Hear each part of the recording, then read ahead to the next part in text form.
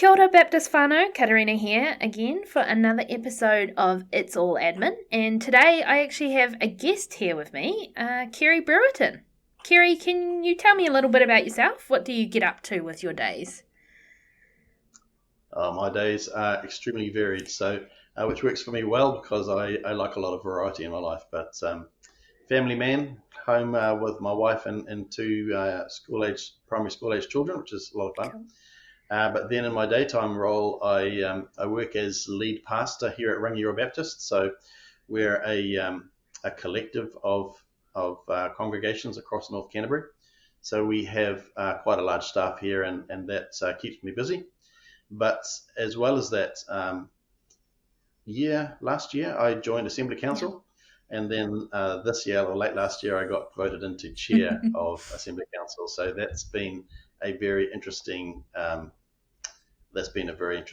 role as well. Yeah. So you mentioned, the current chair of Assembly Council. For those who don't know, Assembly Council is our national board. It's elected by Assembly, so representatives from all of our churches and faith communities at our annual national hui each year. It's known as the Assembly between Assemblies. In other words, it represents the movement in making decisions between hui. Yeah, that's right. I mean, it's a great team. For me, actually, I always think of it as functioning a bit like an eldership board in a church. And so, we're elected by the people to represent the people in those meetings and to make sure that everything goes well. So, great team of people. It's been really interesting being on that for the last couple of years. It's been a real insight into how the Baptist Union works and all the change that's going on. It's been quite fascinating. Yeah. Kerry, I know nominations have just opened for national boards, including Assembly Council, as well as for Vice President. Can you tell me a little bit about what kind of people can or should be nominated for Assembly Council? What are maybe some key things that the Council's looking for in nominations this year? Yeah, I mean, I think it's really important to us that we have good representation around the table. So in the same way that we'd want to construct an elder board that actually is representative of the church, then we also want to have an Assembly Council that is representative of across the Baptist movement, which means that we should have a diverse bunch of people there because we are actually, as you know, quite a diverse movement. Yes. So, we want people who are passionate about Baptist Union, people who have lots of ideas, people who aren't afraid to speak up. Looking around, I mean, you'll remember this, Catharina, in our last meeting, we only had one woman at the table, and Ruby Duncan is absolutely awesome.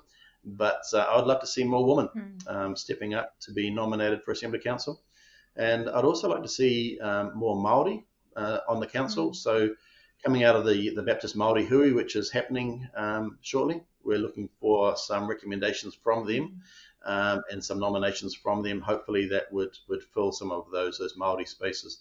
But I think it's really important that we have voices that are diverse from across the union. Yeah, it's really important, to recognise all of the different people that we have in our movement.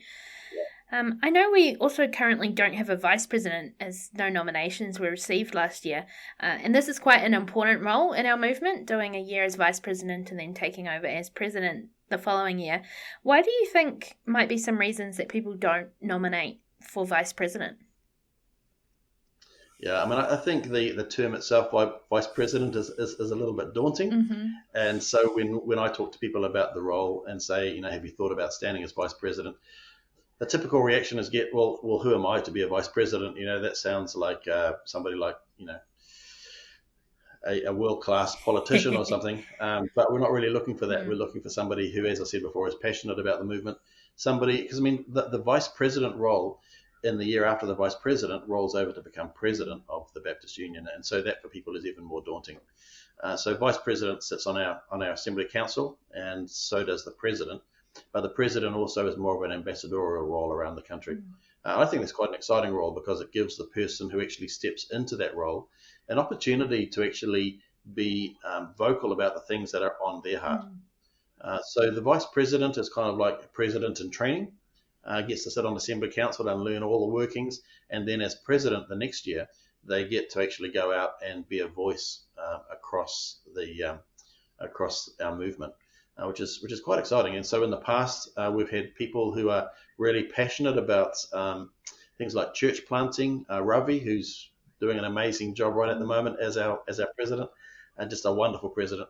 He's been very passionate about multicultural and ethnic churches, and also about the gospel in local congregations and how that goes out into neighborhoods. So,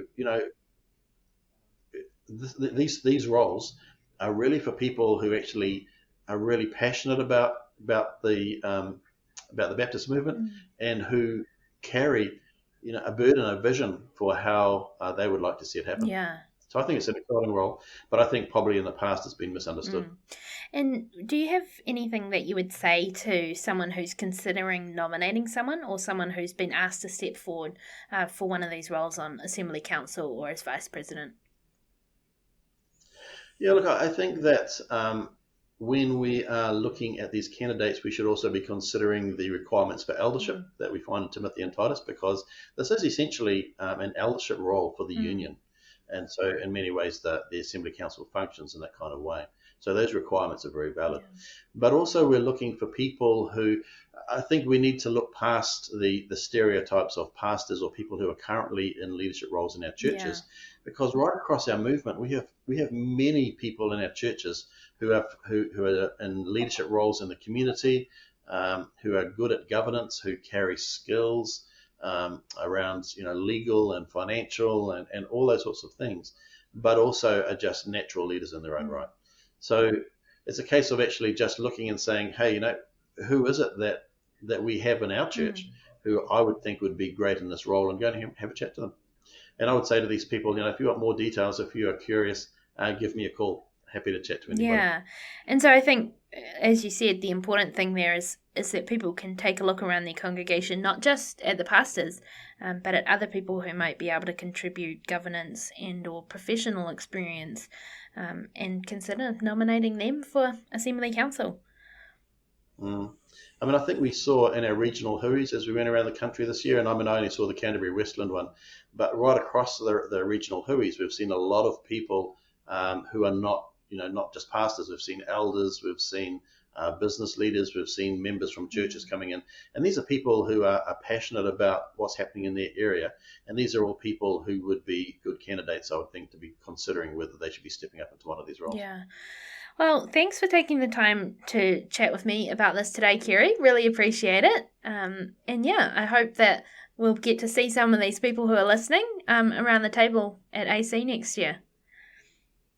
That'd be great. So thanks, Catharina. Thanks for all your good work. No worries. So, guys, nominations are now open. More information can be found by going to hui.baptist.nz. Nominations close on the 1st of August, so get those nominations in. And thanks for listening to another episode of It's All Admin. See you next time.